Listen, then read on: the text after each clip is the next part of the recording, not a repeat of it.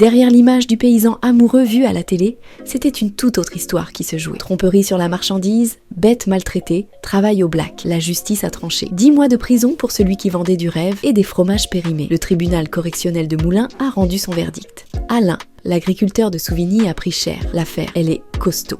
28 chefs d'accusation. Il y a de tout dedans. Du travail dissimulé, de la maltraitance animale et même de la tromperie sur la marchandise. Autant dire qu'il a pas fait les choses à moitié. Alain, il a une ferme avec une centaine de bêtes. Des vaches, des moutons, des poules. Mais d'après la justice, elles étaient mal nourries. Et leurs conditions d'hébergement laissaient franchement à désirer. En plus, il vendait ses fromages sur les marchés du coin. Sauf que problème, c'était pas forcément les siens. Certains étaient même périmés depuis 3 semaines. Et c'est pas tout. Son fils bossait avec lui à la ferme, mais sans être déclaré. Et ça passe pas.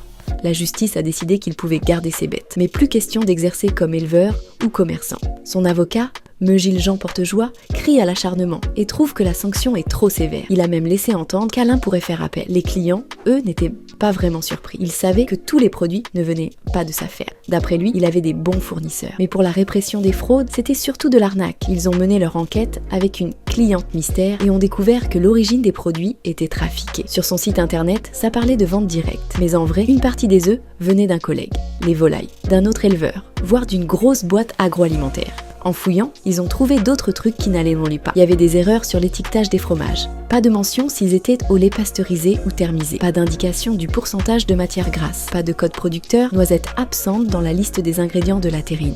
Bref, la totale. Alain, avant cette histoire, il était surtout connu pour son passage dans l'amour et dans le pré. Il avait partagé son quotidien à la ferme et avait parlé de ses enfants. Diane, elle a fait une thèse en droit pénal à Lyon. Et Anaël, lui, a suivi les traces de son père et travaille avec lui à la ferme. Depuis l'émission, Alain a refait sa vie avec un compagnon qu'il a rencontré après l'émission. Mais avant ça, il a eu son lot de galères. En 2008, un incendie a détruit sa ferme. Ce jour-là, il était chez des voisins avec ses enfants. Quand il est arrivé, il a vu sa maison en flammes. Il avait raconté à Karine le marchand qu'il avait essayé d'ouvrir la porte pour sauver ses chiens, mais que c'était impossible. Un drame qui l'a marqué à vie. Aujourd'hui, il doit faire face à cette condamnation. Avec son avocat qui parle d'acharnement, il pourrait tenter de faire appel.